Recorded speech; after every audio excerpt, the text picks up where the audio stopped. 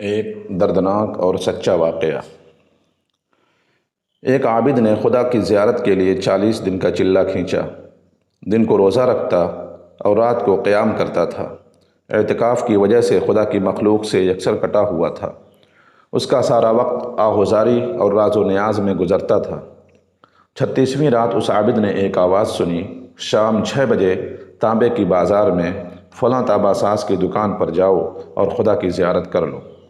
عابد وقت مقررہ سے پہلے پہنچ گیا اور مارکیٹ کی گلیوں میں تانبا ساز کی اس دکان کو ڈھونڈنے میں لگ گیا۔ وہ کہتا ہے، میں نے ایک بوڑھی عورت کو دیکھا جو تانبے کی دیگچی پکڑے ہوئے تھی اور اسے ہر تانبا ساز کو تانبا بنانے والے کو دکھا رہی تھی۔ اسے وہ بیچنا چاہتی تھی۔ وہ جس تانبا ساز کو بھی اپنی دیگچی دکھاتی وہ اسے تول کر کہتا، اماں 4 ریال ملیں گے، اس سے زیادہ اس کی نہیں قیمت ہے۔ وہ بڑھیا کہتی 6 ریال میں اسے بیچوں گی، اس سے کم میں نہیں بیچوں گی۔ ہر کوئی تانبا ساز اسے 4 ریال سے زیادہ دینے کو تیار نہ تھا۔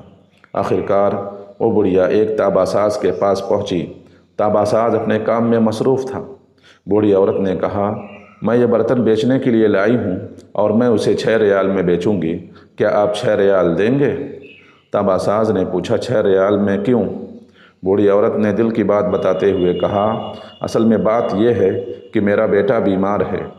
ڈاکٹر نے اس کے لیے جو نسخہ لکھا ہے اس کی قیمت 6 ریال بنتی ہے۔ تانبا ساز نے دیگچی لے کر کہا، ماں یہ دیگچی بہت عمدہ اور نہایت قیمتی ہے، اگر آپ بیچنا ہی چاہتی ہیں تو میں اسے 25 ریال میں خریدوں گا۔ بوڑھی عورت نے کہا، کیا تم میرا مذاق اڑا رہے ہو؟ تانبا بنانے والے نے کہا، تانبا کی دکان والے نے کہا، ہرگز نہیں، میں واقعی 25 ریال دوں گا۔ یہ کہہ کر اس نے برتن لیا اور بوڑھی عورت کے ہاتھ میں 25 ریال رکھ دیے۔ بوڑھی عورت بہت حیران ہوئی، دعا دیتی ہوئی جلدی اپنے گھر کی طرف چل پڑی۔ عابد کہتا ہے، میں یہ سارا ماجرا دیکھ رہا تھا۔ جب وہ بوڑھی عورت چلی گئی تو میں نے تانبے کی دکان والے سے کہا، چچا، لگتا ہے آپ کو کاروبار نہیں آتا۔ بازار میں کم و بیش سبھی تانبے والے اس دیگچی کو تولتے تھے اور 4 ریال سے زیادہ کسی نے اس کی قیمت نہیں لگائی، اور آپ نے 25 ریال میں اسے خرید لیا۔ بوڑھے تانبا ساز نے کہا، میں نے برتن نہیں خریدا ہے، میں نے اس کے بچے کا نسخہ خریدنے کے لیے اور 1 ہفتے تک اس کے بچے کی دیکھ بھال کے لیے پیسے دیے ہیں۔ میں نے اسے اس لیے قیمت دی کہ گھر کا باقی سامان بیچنے کی نوبت نہ آئے۔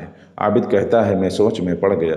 اتنے میں غیبی آواز آئی کہ چلہ کرنے سے کوئی میری زیارت کا شرف حاصل نہیں کر سکتا۔ اگر میری زیارت کا شرف حاصل کرنا ہے تو گرتے ہوں کو تھامو، غریبوں کا ہاتھ پکڑو، ہم خود تمہاری زیارت کو آئیں گے۔ بے شک اللہ تعالیٰ فرماتے ہیں، وَهُوَ مَعَكُمْ أَيْنَمَا كُنْتُمْ، وہ اللہ تمہارے ساتھ ہے جہاں بھی تم ہو۔